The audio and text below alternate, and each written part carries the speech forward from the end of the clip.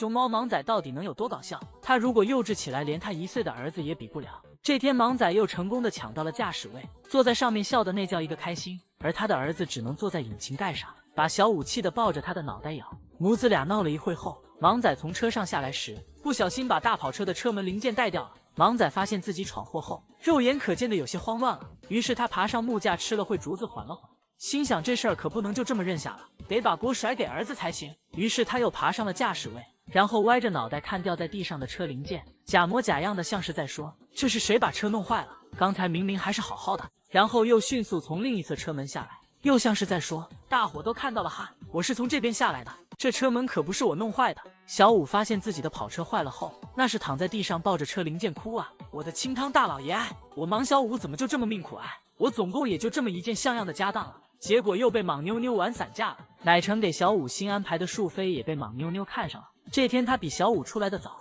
就率先爬上来占领了树杈。小武肯定不同意啊，于是就爬上去咬住妈妈的屁股往下扯，但小武的力量毕竟太小，莽妞妞坐在上面依然纹丝不动。小武没有办法，只好灰溜溜的下来。还有一次是母子俩在抢大宝座，小武把脚丫子挤进去就已经笑得很开心了，但莽妞妞不同意啊，一下就把小武推出来了。小武这时还是笑得很开心，于是莽妞妞就按住小武的脑袋，趴在小武的身上也笑了起来。这娘俩的笑容真的太治愈了。芒仔揍小武的时候也是真揍，最常见的就是从高空抛下，有时候也会骑在小武的身上，抡圆了拳头揍。这架势真的看着又好笑，又有一点心疼芒小武。但莽妞妞宠起儿子来也是很宠的。有一次他坐在小武的毯子上，啃着小武的玩具正起劲儿，然后突然就愣在了那里。恍惚之间他好像意识到了什么，于是他便起身，用嘴巴推动着小球，来到了儿子的身边。他这是在给儿子送玩具啊！看到这一幕，真的有被莽妞妞温暖到。秦华才不是地主家的傻儿子，他分明就是地主本身。看着豪华的外场，是他那背靠2位金主爸爸的老爹也不曾拥有的。别的小熊巡视场地10几秒就能转个遍，而秦华巡视场地差不多2天才勉勉强强看得完，这妥妥的就是山大王了。秦华在山上饿了就吃自助餐，渴了就喝清澈的溪水，实在是想喝盆奶了，就下山找奶爸要。这简直就是大熊猫圈养界的天花板了。试问有哪只小熊不想拥有这样的大别野？所以游客来看秦华，能不能见到本熊都得随缘，毕竟他的奶爸想看他，有时候也得等上2天。即便是运气好，秦华没有上山，那也很考验游客的眼力和手机的性能。即便是已经放大15倍，也只能看到秦华的小脑袋。巡视完山头，秦华有时候就在他超大的前场荡秋千，这歪着脑袋的样子真的太治愈了。因为秦华随了妈妈，嘴巴上长了几颗美熊痣，看起来略显成熟，但他其实也只不过是个刚过完4岁生日的小宝宝。秦华甚至比花花还小了3个多月。小时候的秦华因为墨水太足，嘴巴黑黑的，网友就给他起了个特别可爱的外号，叫做小口罩。小时候的小口罩看起来就要比同龄小熊更加成熟，所以别的小熊都是靠着可爱卖萌出圈，只有小口罩打小就是靠着成熟出圈。而长大后的秦华看上去憨憨的，像是不太聪明的样子，但其实是遗传了他老爹7仔，看这小眼神就知道那花花肠子肯定多着呢。而且秦华也是7仔的孩子中唯一遗传了他棕色毛发的。秦华的后肢在太阳光下能看到棕色的毛发。秦华除了拥有超大外场，他还拥有一个超爱他的金主爸爸盼盼。自打秦华成为了面包王子，这小脸长得也越来越像发面馒头了。而且金主爸爸还为秦华开设了专门的账号，并雇了专门的摄影师来拍他，每天都要显摆自家的大脸娃娃。不得不说，秦华才是真正的熊生赢家。会有其三妹这么可爱的小熊啊！这天他越狱被墩墩外公抓包了，被外公抱起时，自己还不好意思的捂住了眼睛，这小模样真的是萌化了。也难怪姨姨们会见一个爱一个，他们在路都走不稳的年纪，就会撒娇卖萌拿捏人心了。别说是网友们被他萌翻了，就连每天照顾他的墩墩外公都被他可爱到情不自禁嘴角上扬。自从有了其三妹，墩墩脸上的微笑就没消失过，看他自豪的模样，就像是其三妹是他亲生的一样。毕竟墩墩现在是全网都在羡慕的男人，而且其三妹给人的感觉，打眼一看就是软萌可爱的小女生，蓬蓬脸水滴眼，就连小脑袋都是爱心的形状。即便是她趴在毯子上睡觉，只能看到她的背影，一股一股的小肚子也能让人变得柔软。这种治愈的感觉真的直击心灵。小小年纪的其三妹还会和大家玩起躲猫猫，这犹抱琵琶半遮面的感觉也是被她拿捏了。因为现场的游客看到其三妹，通通秒变夹子音，所以就连她自己也很好奇自己的美貌，孤勇着爬到了玻璃围墙前，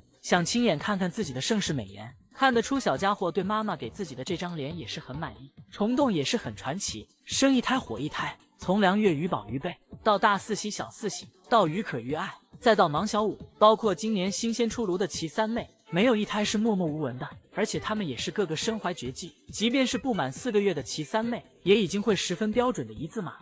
他还跟隔壁表姐于爱交流了拽姐养成记，已经开始练习雕树枝了。他还想把多余的部分掰掉，用力到小屁股都在颤抖，很难不怀疑是爱姐教给他，要从小练习耍帅技巧，长大后才能在大家的欢呼和掌声中表现得更加从容。真的很想知道，软萌可爱的齐三妹会不会也能变成雷厉风行的拽姐呢？宝真不愧是艾女士的头号小迷妹，这么小就有保护妈妈的意识了。平时瑞宝和辉宝打闹，大家都是知道的，一般都是辉宝占上风，即便是辉宝把他按在树上，跳起来踢他膝盖，甚至是被辉宝连扇11个耳光，瑞宝都不怎么还手。但是如果是辉宝在他面前打妈妈，瑞宝就会武力全开暴揍小灰灰。这天辉宝又在费妈咬艾女士背上的毛，瑞宝看到后非常生气，跳上去就咬住辉宝的耳朵，然后和妹妹扭打在一起。可以看得出瑞宝真的有在保护妈妈。还有一次是艾女士想上木架，结果被辉宝这个小坏蛋连扇2个巴掌阻止了。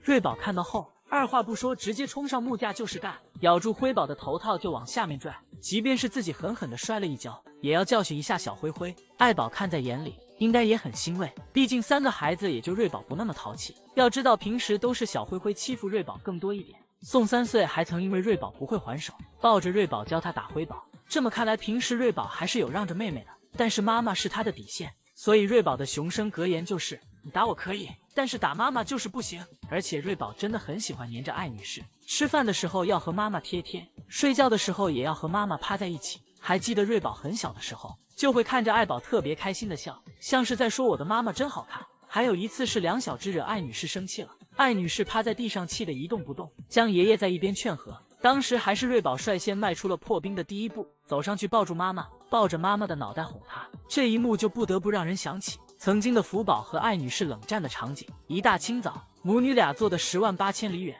福宝趴在床上露个小脑袋一动不动，艾女士坐在地上气得也是一动不动。当江爷爷问起他们母女俩是不是吵架了时，福宝还高傲地抬起脑袋，一副又不怨我你问他的表情。当时想让福宝主动给艾女士道歉，肯定是门儿都没有的，气得艾女士都想把他回炉重造。这么看来，灰灰泪福不是说着玩的，两个都是不省心的废头子。看来只有小田瑞这个小棉袄是不漏风的。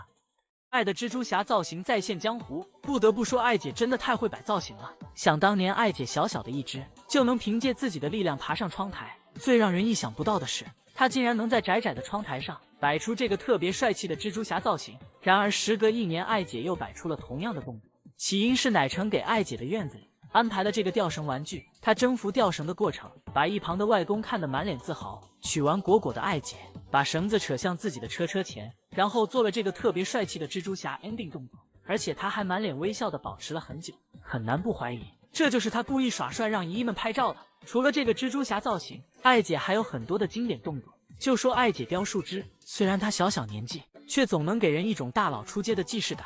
艾姐真的从小就把气质这块拿捏得死死的，别的小熊喝盆盆奶都是很松弛的状态，而艾姐总是凹的腰是腰定是定的，来展示她完美的好身材。这小屁股翘的，放一桶纯净水都没什么问题。艾姐忙完管理的大小事务，躺在大宝座上惬意的样子，有种退休大爷的松弛感。不过艾姐并不是在翘二郎腿，而是把手搭在腿上，然后沉浸式舔手。艾姐还 cos 过功夫熊猫，看这造型和阿宝可以说是一模一样了吧。果然是艺术都是源于生活。而二顺一家之所以被称为豆沙家族，也跟艾姐凶神恶煞的表情有关。这一家子趴在栏杆上，歪着嘴呲着牙，就给人一种惹不起的感觉。